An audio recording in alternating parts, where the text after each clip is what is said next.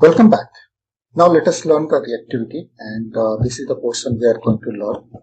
So let us proceed.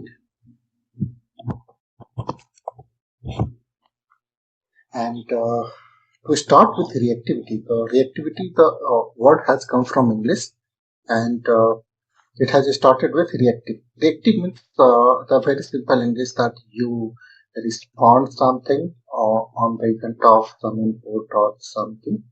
That is what the reactive is all about. And in case of reactive, you do something.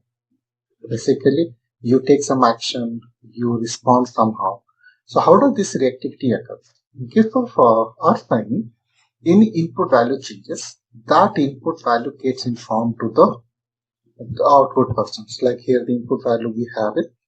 As soon as it changes, this information goes to the server.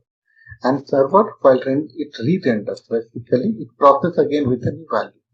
A new value, as soon as this output value gets, this is again, it goes back to the UI. So this is what the reactivity is all about.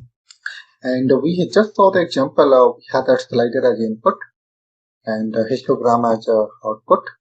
So in case of slider, as soon as you change something, the new value comes, and for the new value, it generates the histogram again. We'll see this one. And so this reactivity happens for the multiple inputs. So in case of this is the one example that has been taken from Shiny app, and this is a gallery over there. So here there are multiple input, and those inputs goes to the server, get processed, and the output comes to the UI again. And we'll discuss that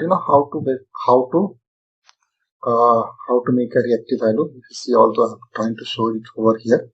So this is the way we make the reactive value, and this always gives the latest, whatever the latest value it has, unless it has really invalidated. It means it has become deactivated. So this is what the now hands-on for the file 3. So let us go on to the hands-on.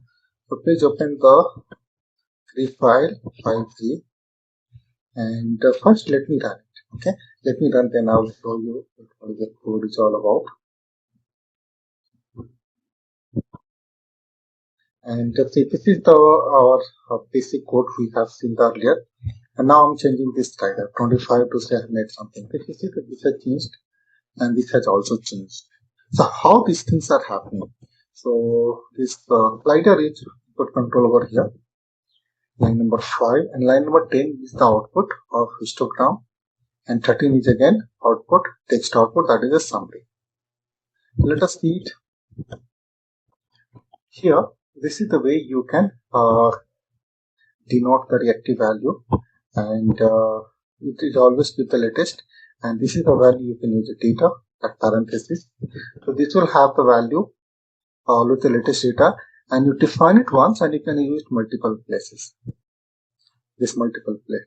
So what it happens, instead of data, if you write this much, you can definitely do it, but every time it will go to this control and find it out what is the value. So it will be unnecessarily overload of going to back and forward. You can define at one place and use it multiple places. Okay, so this is what the reactivity is all about, and I hope you understand. Thank you. Thanks for watching it. See you in the next one.